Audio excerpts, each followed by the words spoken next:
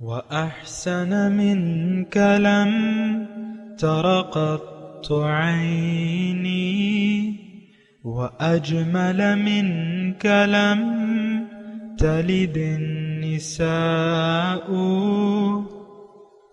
خلقت مبرأ من كل عيب خلقت مبرأ من كل عيب كأنك قد خلقت كما تشاء.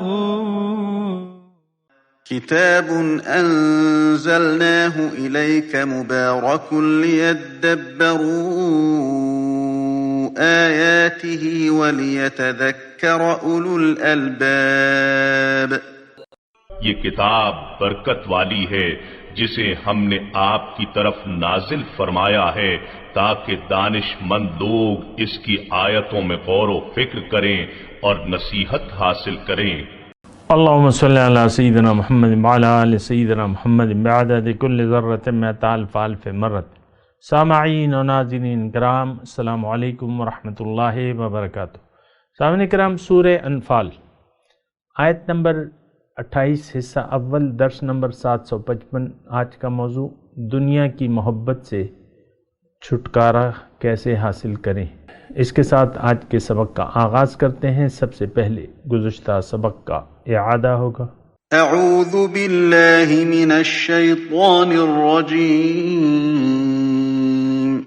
پناہ مانگتا ہوں میں اللہ کی شیطان مردود سے. بسم اللہ الرحمن الرحیم. شروع اللہ کے نام سے جو بڑا مہربان نہایت رحم والا ہے. یا ایہا الذین آمنوا لا تخونوا اللہ والرسول وتخونوا اماناتکم وانتم تعلمون. اے ایمان والو، نہ تو خدا اور رسول کی امانت میں خیانت کرو اور نہ اپنی امانتوں میں خیانت کرو اور تم ان باتوں کو جانتے ہو. سامعین اکرام، سورہ انفال آیت نمبر 28. لفظی ترجمہ: وَعَلَمُوا، جان لو، انما اموالکم و اولادکم فتنہ، کہ تمہارے مال اور تمہاری اولاد تمہارے لیے ایک امتحان کی چیز ہے. وَأَنَّ اللَّهَ عِندَهُ أَجْرٌ عَظِيمٌ، اور بے شک اللہ کے ہاں بڑا اجر ہے. سامعین اکرام، سورہ انفال ہے اور اس میں مسلمانوں کو کیسا ہونا چاہیے، کیا ان کا عقیدہ ہونا چاہیے، کیسے اعمال ہونے چاہیے، کیسی نیتیں ہونی چاہیے، اور زندگی کی حقیقت کیا ہے، انسان کیسے کامیاب ہوگا. آج کی آیت اسی بارے میں ہے. اور دیکھیں، مال اولاد کو اللہ تعالیٰ نے فتنہ یعنی صرف یہاں نہیں دوسری جگہ بھی قرار دیا ہے. اور در حقیقت جو چیز جتنے زیادہ نزدیک ہوتی ہے آپ کے، تو وہ اتنے ہی زیادہ آزمائش کا باعث بنتی ہے. اگر آپ مال کو دیکھ لیں اور اولاد کو دیکھ لیں تو انسان کے یہ دونوں چیزیں، مال آپ کا جو کمایا ہوا ہے یا انسانی آپ کو ورثے ترکے میں ملا ہے، جو مال بھی ہے آپ کا، لیکن وہ آپ اس کو اپنا سمجھتے ہیں اور یہ آپ کے لیے ایک آزمائش ہے. اسی طرح اولاد بھی ہے اور اسی طرح درجہ بدرجہ اور چیزیں ہیں سامعین کرام. اور الغرض یہ ساری یعنی دنیا جو ہے آپ کے لیے ایک آزمائش ہے اور آپ کو اس میں آزمایا جائے گا. اور اسی آزمائش میں اگر آپ پورے اترتے ہیں تو آپ کامیاب ہو جاتے ہیں. اور دیکھیں، آزمائش یعنی امتحان بھی آپ کہہ لیتے ہیں. یعنی یہ امتحان تو غالباً نہیں، عربی کا ہی لفظ ہے، لیکن یہاں آزمائش استعمال ہوا ہے. اور جہاں تک یہ فتنے کا تعلق ہے، تھوڑا سا میں اس کی وضاحت کروں گا اللہ تعالیٰ کی توفیق اور اس کے فضل سے، کہ اللہ تعالیٰ نے بہت جگہ یہ آزمائش کا لفظ استعمال کیا ہے. اور میں آپ کو اس وقت یہ کہنا چاہ رہا ہوں کہ یہ ساری زندگی جو ہے یہ ایک فتنہ ہے اور ایک آزمائش ہے. اور آزمائش کے پھر درجات ہوتے ہیں.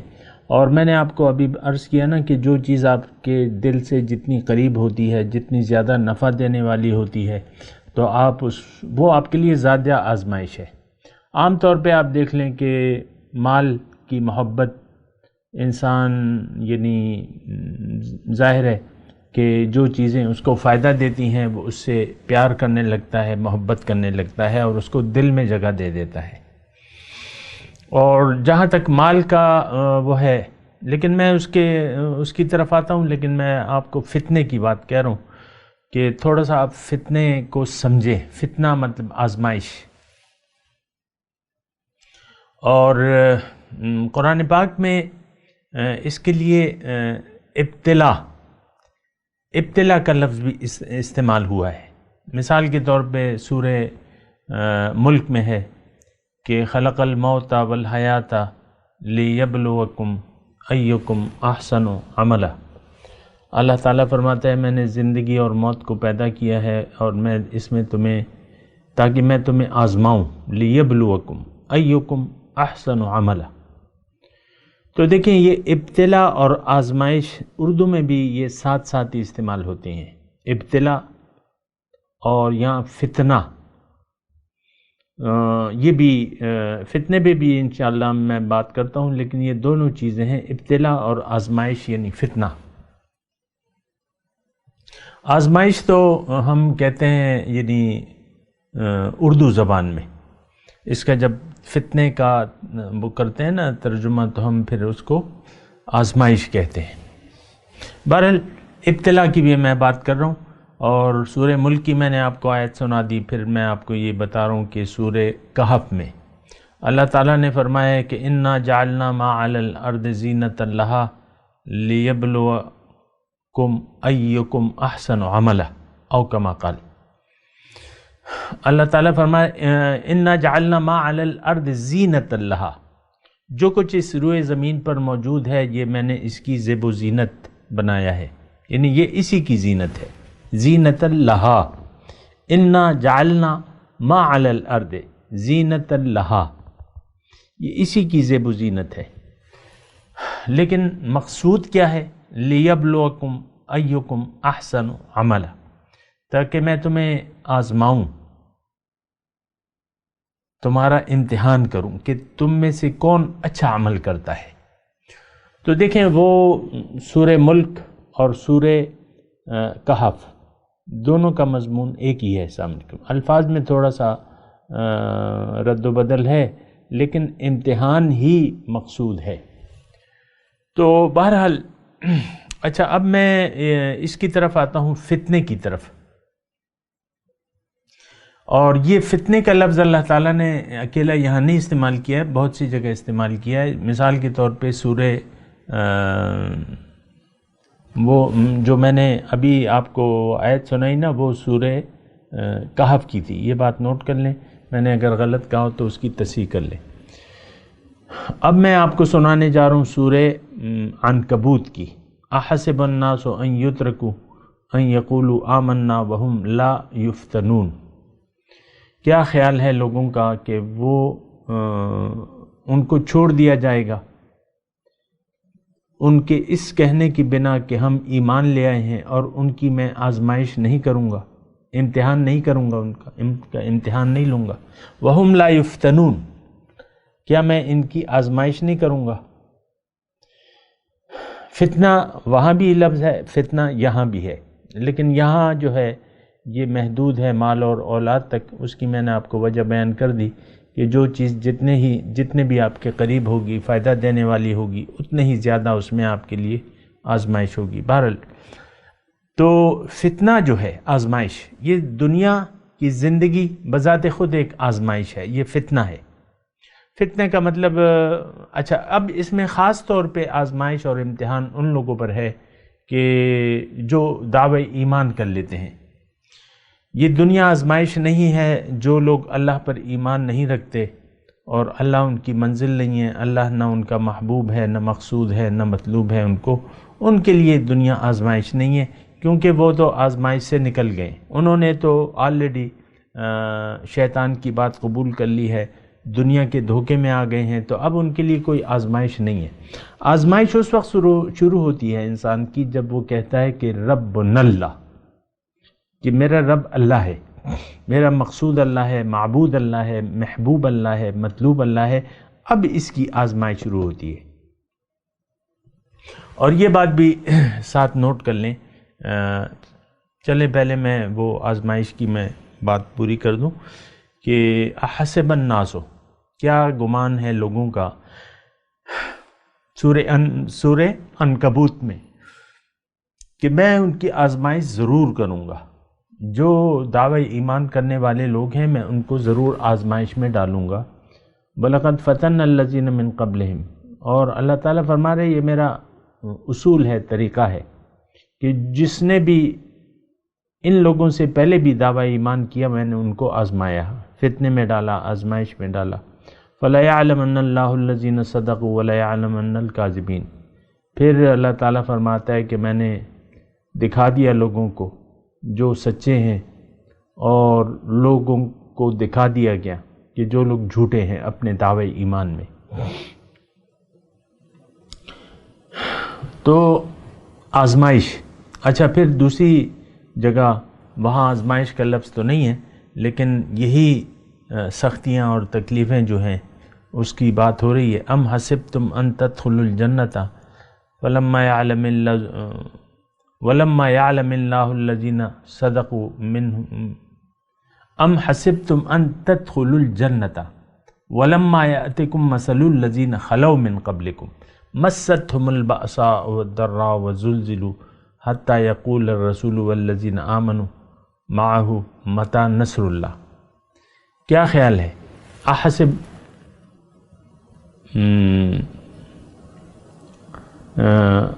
ام حسبتم ان تدخلوا الجنۃ، کیا خیال ہے اے مومنو تمہارا کہ تم جنت میں داخل کر دیے جاؤ گے؟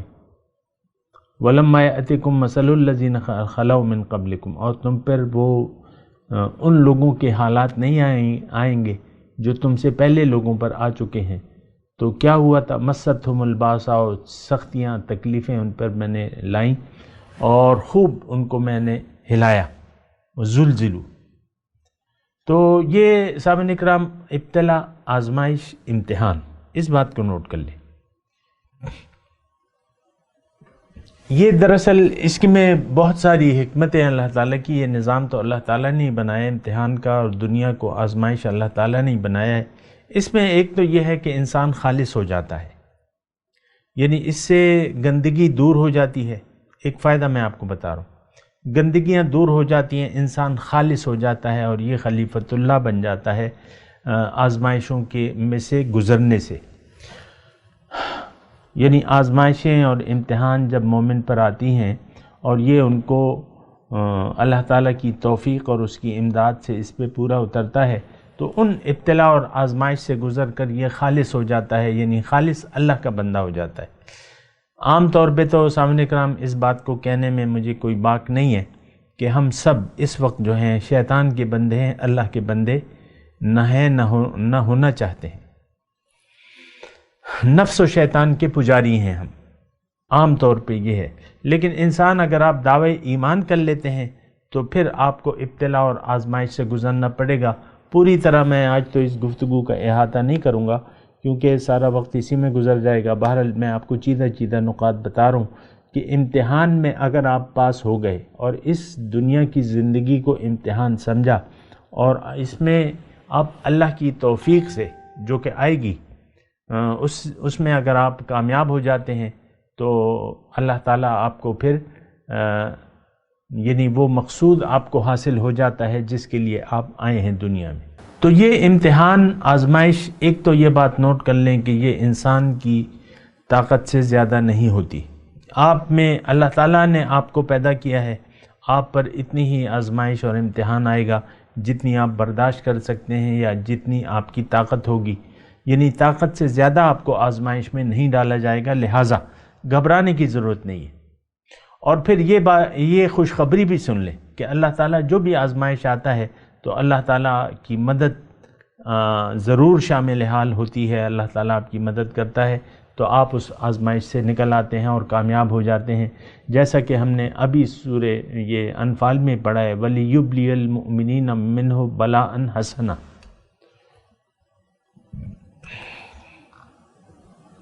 ابھی ہم نے پڑھا ہے کہ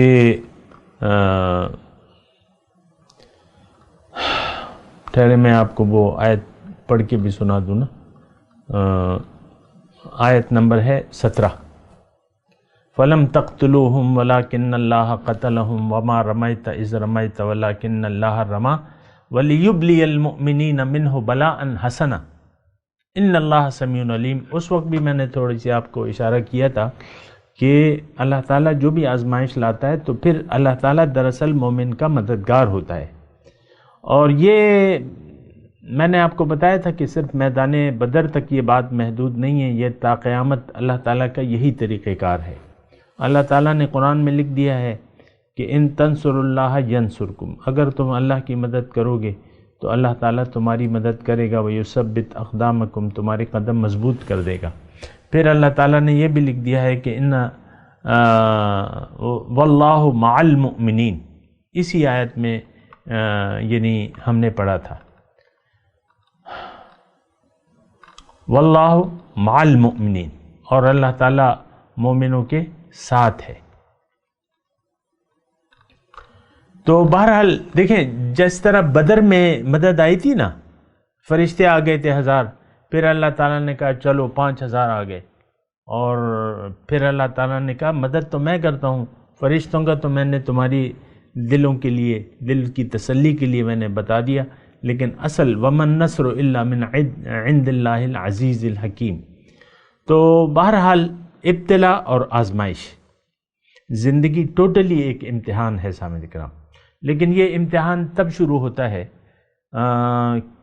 یعنی اس کے کافی درجات ہیں، کبھی تو وہ عذاب ہوتا ہے، کبھی وہ یعنی ایسا کان مروڑتا ہے اللہ تعالیٰ، میں اشارات کر رہا ہوں، کبھی تو وہ اعمال کی سزا ہوتی ہے جو بھی آپ پہ آتا ہے، کبھی وہ آپ کے کان مروڑتا ہے لعلہم یرجون فلولا اذ جاءہم بأسنا تضرعوا ولکن قست قلوبہم۔ تو یہ بھی اللہ تعالیٰ یہ بھی اللہ تعالیٰ کی سنت مبارکہ ہے۔ لیکن یہ جو امتحان ہے، جو ایمان کے دعوے کے بعد آتا ہے، اسے مختلف اقسام کے امتحانات ہو سکتے ہیں، کبھی کیا کبھی کیا، لیکن ایک بات نوٹ کر لیں کہ امتحان سے کبھی نہ گھبرائیں، اور کیونکہ یہ طاقت کے مطابق ہوتے ہیں، ایسی بات نہیں ہے، کیونکہ اللہ تعالیٰ نے قرآن میں لکھ دیا ہے کہ لا یکلف اللہ نفسا الا وسعہا، میں کسی انسان پر اس کی طاقت سے زیادہ بوجھ نہیں ڈالتا۔ تو کبھی بھی امتحان اور آزمائش اور ابتلا سے نہ گھبرائیں، ہوئے یہ کیا ہوگا، اب تو امتحان آئیں گے، اب تو یہ ہوگا، اب تو وہ ہوگا، کبھی بھی کسی بھی امتحان سے نہ گھبرائیں۔ یہ کیوں کہ اللہ تعالیٰ آپ کا مددگار ہے، وَهُوَ مَعَكُمْ أَيْنَمَا كُنْتُمْ وَإِنَّكَ بِأَعْيُنِنَا، اے مومن تم میری نگاہوں کے سامنے ہو، اور کیا میں تمہارے لیے کافی نہیں ہوں؟ یہ قرآن کے الفاظ میں کروں، أَلَيْسَ اللَّهُ بِكَافٍ عَبْدًا، کہ اللہ تعالیٰ فرما رہے کہ اللہ اپنے بندے کے لیے کافی نہیں ہے، نہیں کافی ہے۔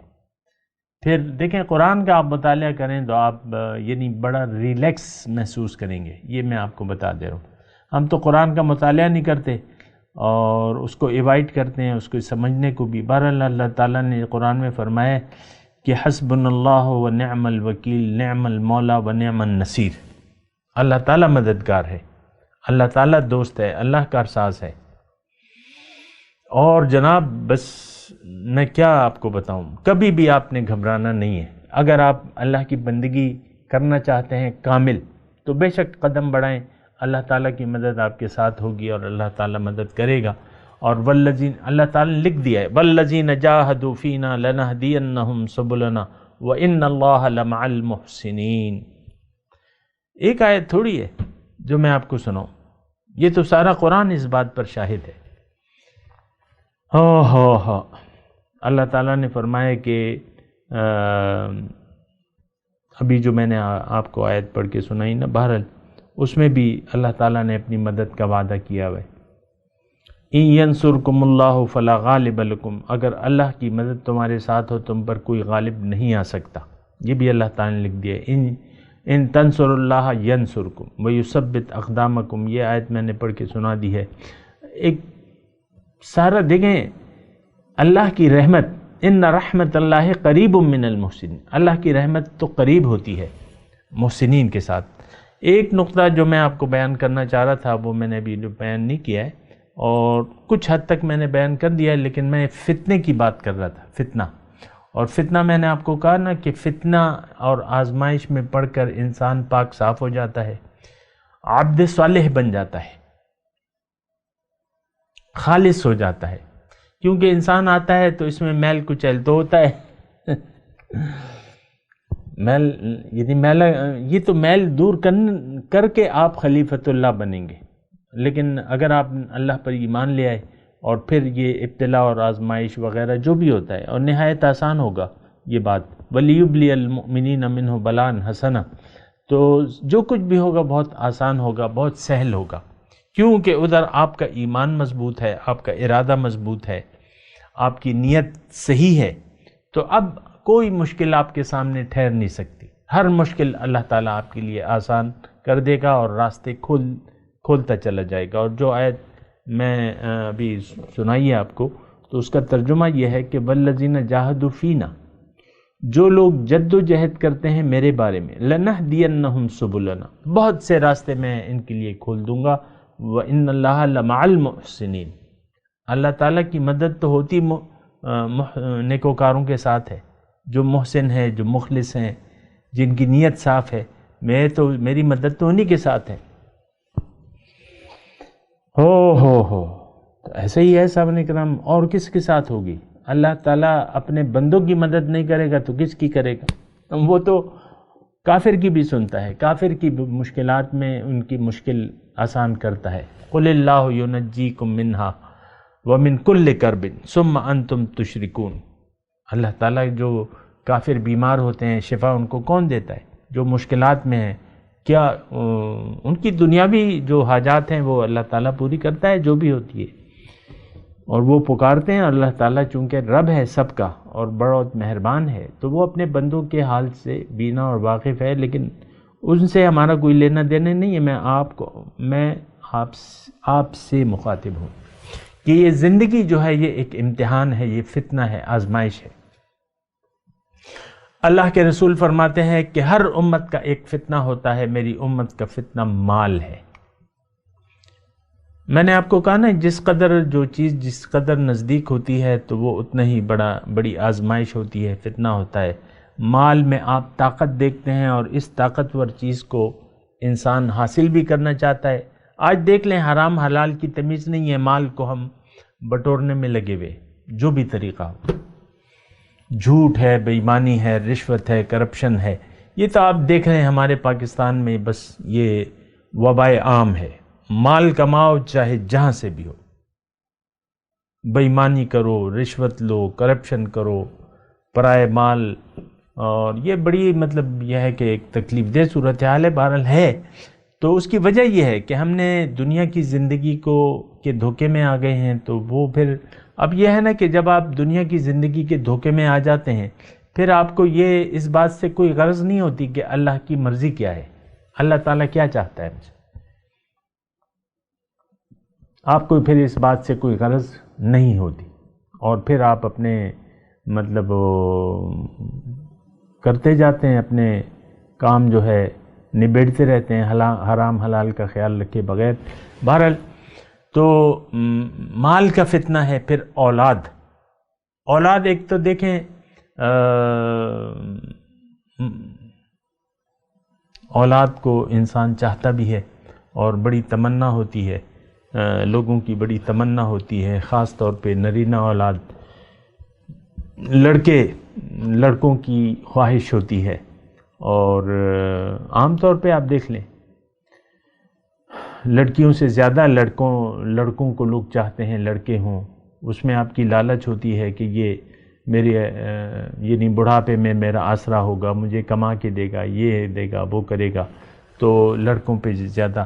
بہرحال دیکھیں دنیا سے جو بھی چیزیں تعلق رکھتی ہیں ان کی محبت، اگر آپ اللہ سے محبت نہیں کرتے تو پھر دنیاوی چیزیں جو ہیں یہ آپ کے دل میں بیٹھ جاتی ہیں اور یہ پھر آپ کو تنگ بھی کرتی ہیں۔ خواہش دنیا جو ہے پھر آپ کو، خواہشات دنیا اور دنیا جو ہے آپ کو تنگ کرتی رہتی ہیں اور آپ ذلیل اور خوار ہوتے رہتے ہیں دنیا کے پیچھے۔ اب ہر ایک کے اپنے اپنے مسائل ہیں، خواتین ہیں، حضرات ہیں، ہر ایک کے اپنے اپنے مسائل ہیں، لیکن ہر ایک کا مسئلہ جو ہے وہ دنیا ہے، چاہے خاتون ہو اور چاہے مرد ہو، ہم سب کا مسئلہ جو ہے وہ دنیا ہے، دنیا اور دنیا۔ پھر ایک الگ مطلب کیٹیگریز ہوتے ہیں، درجے ہوتے ہیں، میں اس کو بیان نہیں کرتا، لیکن جو لوگ اللہ کی یاد سے غافل ہوتے ہیں ان کے دل میں ان کے دل دنیا کی محبت سے آباد ہوتے ہیں، یہ بات ذرا نوٹ کر لیں۔ آپ لاکھ انکار کریں لیکن خانہ دل میں تو آپ کے کچھ تو ہوگا۔ اللہ کی محبت تو آپ کو ڈالنی ہے، یعنی اس کے لیے تو آپ نے کوشش کرنی ہے کہ میں اللہ کی محبت، یہ دل خالی کریں گے دنیا کی محبت سے تو تب اس میں اللہ کی محبت آئے گی۔ لیکن ابتدائی طور پہ تو ہمارا دل تو دنیا کی محبت سے، دنیا کی محبت میری وہ تمام چیزیں ہیں جو آپ کو مرغوبات ہیں، آپ کی ہر ایک کی مرغوبات کی اپنی اپنی کیٹیگری ہے۔ تو بچوں کو کھلونے پسند ہوتے ہیں، کارٹون پسند ہوتے ہیں، لیکن مرغوب تو ہیں پھر بھی انہیں، آئس کریم پسند ہوتی ہے، چاکلیٹس پسند ہوتی ہیں، لیکن مرغوبات تو ہیں۔ تو عمر کے ہر حصے میں آپ کی مرغوبات کی جو فہرست ہے وہ بدلتی رہتی ہے، لیکن پھر بھی دنیا ہی مرغوب ہوتی ہے، جو ظاہر نظر آتا ہے وہی آپ کو محبوب و مطلوب ہوتا ہے۔ یہ بات غلط ہے، آپ کو اپنے تزکیہ نفس کرنا چاہیے، دل کو پاک کر لینا چاہیے اور اس کو پاک کر کے اس میں اللہ کی محبت کو لانا چاہیے۔ اس کے پھر اپنے طریقہ کار ہیں اور اس کا ایک لگا بندہ طریقہ کار ہے، وہ ابھی ہماری درس کا اختتام ہونے والا ہے، پھر بھی انشاءاللہ اس پہ بات کریں گے۔ لیکن آج کا جو سبق ہے وہ یہی ہے کہ اللہ کی محبت اگر آپ کے دل میں نہیں ہے تو آپ دنیا کے امتحان میں پاس نہیں ہو سکتے۔ اگر اللہ پر آپ کا ایمان نہیں ہے تو پھر آپ کا دل ناپاک ہی رہے گا، آپ کا دل پاک نہیں ہو سکتا۔ اللہ تعالیٰ نے چاہا تو اس موضوع پہ میں تھوڑی سی اور بھی بات کروں گا۔ ابھی میں تلاوت کرتا ہوں، میرے ساتھ دہرائیے۔ اعوذ باللہ من الشیطان الرجیم، بسم اللہ الرحمن الرحیم۔ وَاعْلَمُوا أَنَّمَا أَمْوَالُكُمْ وَأَوْلَادُكُمْ فِتْنَةٌ وَأَنَّ اللَّهَ عِندَهُ أَجْرٌ عَظِيمٌ۔ اب ان آیت کی ترجمہ سنا دیں۔ وَاعْلَمُوا أَنَّمَا أَمْوَالُكُمْ وَأَوْلَادُكُمْ فِتْنَةٌ، اور جان لو کہ تمہارا مال اور تمہاری اولاد تمہارے لیے آزمائش ہے۔ وَأَنَّ اللَّهَ عِندَهُ أَجْرٌ عَظِيمٌ، اور بے شک اللہ کے پاس بہت بڑا اجر ہے۔ اب ان آیت کی تلاوت اور ترجمہ سنتے ہیں۔ اعوذ باللہ من الشیطان الرجیم، پناہ مانگتا ہوں میں اللہ کی شیطان مردود سے۔ بسم اللہ الرحمن الرحیم، شروع اللہ کے نام سے جو بڑا مہربان نہایت رحم والا ہے۔ وَاعْلَمُوا أَنَّمَا أَمْوَالُكُمْ وَأَوْلَادُكُمْ فِتْنَةٌ وَأَنَّ اللَّهَ عِندَهُ أَجْرٌ عَظِيمٌ، اور جان رکھو کہ تمہارا مال اور اولاد بڑی آزمائش ہے، اور یہ کہ خدا کے پاس نیکیوں کا بڑا ثواب ہے۔ اس کے ساتھ ہی آج کے درس کا وقت اختتام کو پہنچا۔ اگلے درس میں انشاءاللہ ملاقات ہوگی۔ وآخر دعوانا ان الحمد للہ رب العالمین۔ مولاي صل وسلم دائما ابدا على حبيبك خير الخلق كلهم